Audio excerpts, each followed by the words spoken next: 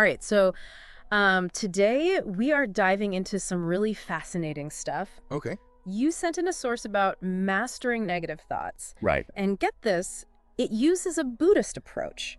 Interesting. I'm really excited to kind of unpack this with you. Yeah, Buddhist philosophy has such a unique perspective on the human mind. I'm really curious to see how this source applies these principles to something we all struggle with. Yeah. Those pesky negative thoughts. You know how the source compares our thoughts to restless monkeys?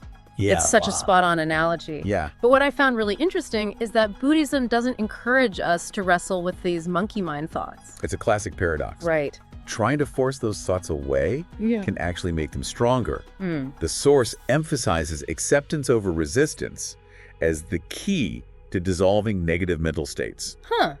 So it's like that old saying, don't think of a pink elephant. Exactly. The more you try not to think about it, the more it takes over. So what does acceptance actually look like in practice? The source suggests labeling your thoughts. Okay. For example, instead of saying, I am afraid, Right. try saying, this is fear. Okay. It helps create some distance. So it's more like acknowledging the thought without letting it become Right. this huge defining thing that sweeps you away. Exactly. Yeah. The source also uses this beautiful metaphor to describe thoughts as clouds passing through the sky. I love that. Yeah. It emphasizes that thoughts, like everything else, are temporary. Yeah. No cloud stays in one place forever. And when you realize that, Right. it becomes easier to let go of the fear that negative thoughts will completely overwhelm you. Okay, that is reassuring. Yeah. Like even the darkest, most ominous cloud eventually moves on. And the sun peeks through again. Right. But what happens when those negative thoughts just keep swirling around? The source has a great suggestion for that. Okay. Focusing on your breath. Oh, yeah. It's a powerful anchor to ground yourself Right. when your mind feels chaotic. The breath is something we always have with us, Right. accessible anytime, anywhere. Exactly. It's like a built-in reset button.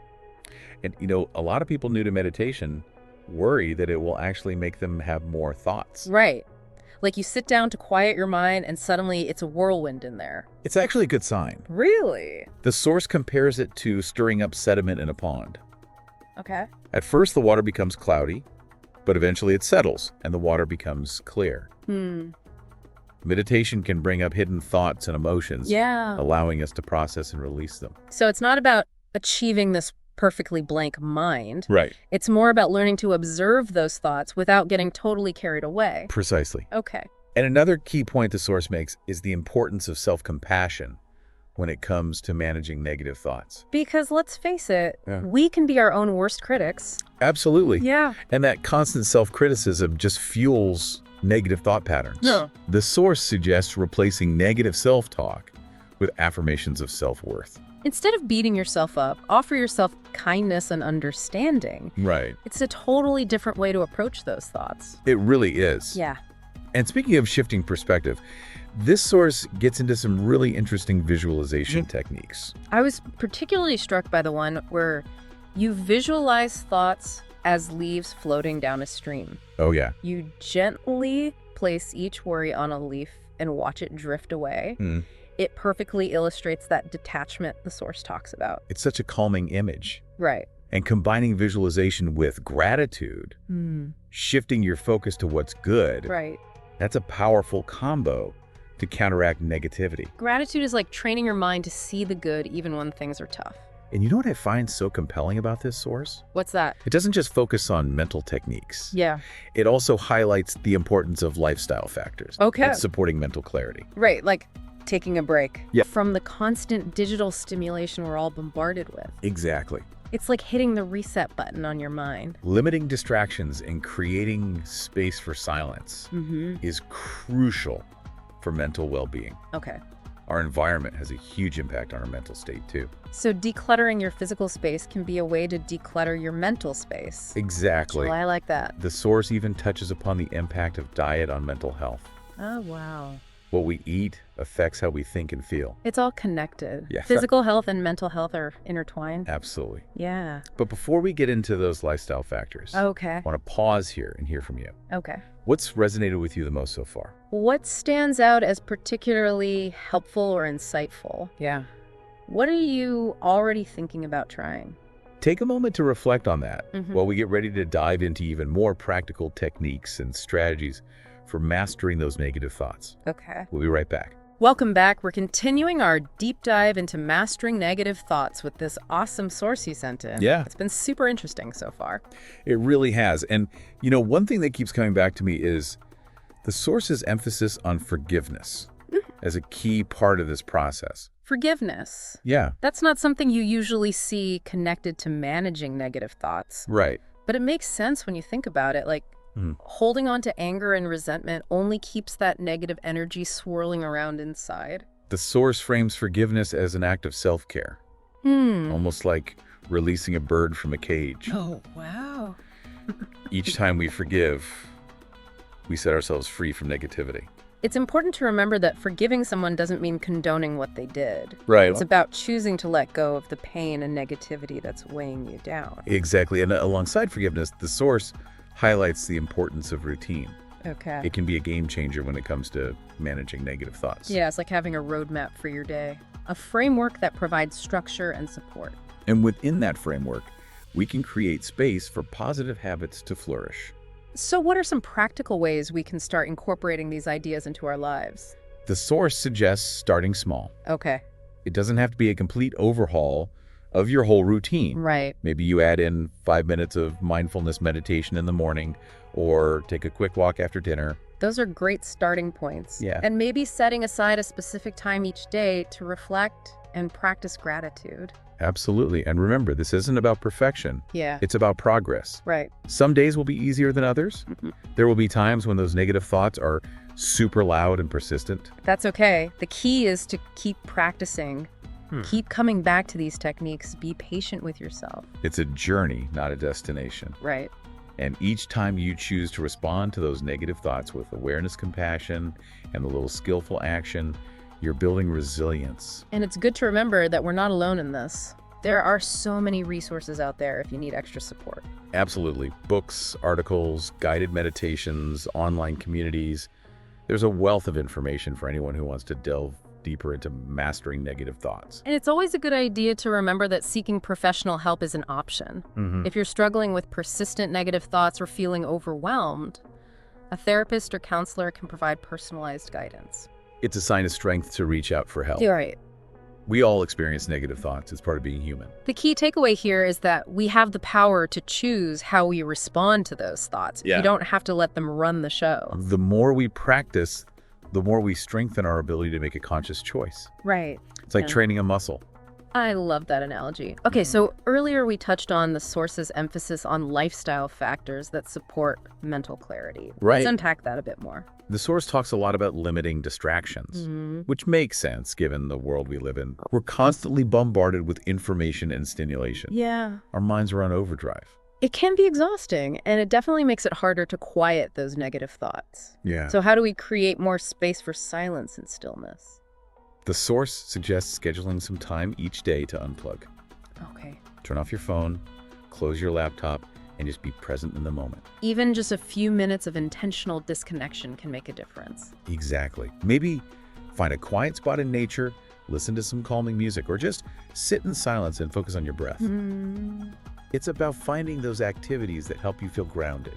Which brings us to the source's point about physical activity. Yes, exercise is such a mood booster. Oh, no, right? It releases endorphins, helps clear your mind, and reduces stress. And it doesn't have to be a marathon. Even a brisk walk, a yoga class, or just dancing around your living room can help. The source also emphasizes the importance of creating a calming space in your home. Because our environment has a huge impact on how we feel. Right. Clutter and chaos can contribute to stress and overwhelm.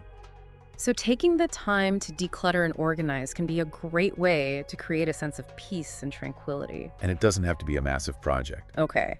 Start small, maybe with your desk or a shelf, and gradually expand from there. Maybe add some things that bring you joy, like plants, candles, or inspiring artwork. Little touches can make a big difference. And finally, there's the connection between diet and mental health. What we eat affects how we think and feel. Yeah. A balanced diet can really support our mental well-being. So that means focusing on whole foods, fruits, vegetables, lean protein, and healthy fats. And limiting processed foods, sugary drinks, and excessive caffeine. Right. It's about nourishing our bodies from the inside out. We've covered so much ground today. From mindfulness and self-compassion to lifestyle changes and forgiveness, this source has given us a lot to think about. It really has. What are your key takeaways? For me, it's that reminder that we have more control over our minds than we realize. We have the power to choose how we respond to negative thoughts. Absolutely. What stands out for you? I think the emphasis on self-compassion really resonated with me. Oh, yeah. We can be so hard on ourselves. This source reminds us to offer ourselves the same kindness and understanding we would offer to a loved one. Absolutely. And the imagery of thoughts as clouds passing through the sky is a powerful one. Yeah. It's a reminder that nothing is permanent, even those intense negative emotions. So much great stuff to try. I know. What are you going to experiment with first? I'm going to be more intentional about creating those pockets of silence each day. Okay. I think disconnecting even for a few minutes could make a big difference. How about you? I've let my gratitude practice slide lately. Yeah, okay. I'm going to recommit to that. It's such a simple but powerful way to shift my perspective. Amazing. And remember, even small steps can lead to big changes over time. Yeah. Just keep practicing, keep experimenting, and be kind to yourself. Great advice. And for our listeners out there, we'd love to hear from you. What resonated with you most from this deep dive? Yeah. What are you going to try to share Yeah. your thoughts with us on social media? This deep dive has been so insightful. Thanks for joining us. Yeah. We'll be back next time for another fascinating exploration. Okay, so we've explored so many helpful techniques from this source, Yes. from breath work to visualization to gratitude. Mhm. But one thing that really stands out to me Yeah. is how much it emphasizes self-compassion as an antidote to negative thoughts.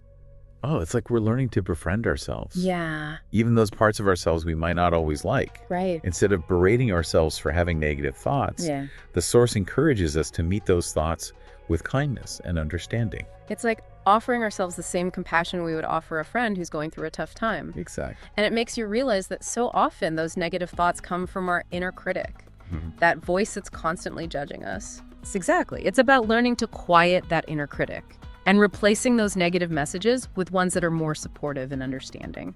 So it's not about pretending those negative thoughts don't exist Right, or yeah. trying to shove them down. Yeah. It's about acknowledging them, accepting them, and then choosing to respond to them differently.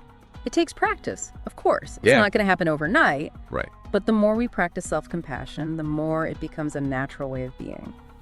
And as we cultivate that self-compassion, we also become more resilient. Yeah. Because, let's be real, life throws curveballs. Right. There are always going to be times when things don't go our way, when we mess up, when we face setbacks. And it's during those tough times that self-compassion becomes even more important. Yeah. It's what allows us to pick ourselves up, dust ourselves off, and keep moving forward.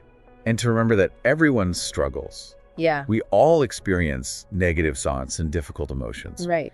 It's part of being human. Embracing self-compassion means acknowledging that shared humanity. Right. We're giving ourselves permission to be imperfect, to make mistakes, Yeah. and to learn from those mistakes. Because those imperfections, those experiences, both good and bad, shape who we are. Absolutely. It's a journey. Yeah. And as we wrap up our deep dive into this insightful source, what sparked your curiosity? What questions are swirling around for you now? I'm fascinated by how other cultures and traditions approach this idea of mastering negative thoughts. Are there similarities? Yeah. Are there unique perspectives that we could learn from? That's a great question. Maybe there are insights from other philosophies or spiritual practices that could add to what we've explored today. Right. There's always more to discover. Exactly. This deep dive has given us a lot to think about and even more to experiment with. And for our listeners, we want to hear from you. What resonated with you most from this conversation? What are you going to try out in your own life? Share your thoughts and experiences with us on social media. Thanks for joining us on this journey into mastering negative thoughts. We'll see you next time for another fascinating exploration. Until then, remember, you have the power to choose how you respond. Choose wisely, choose compassionately, and choose to create a more peaceful and fulfilling life for yourself.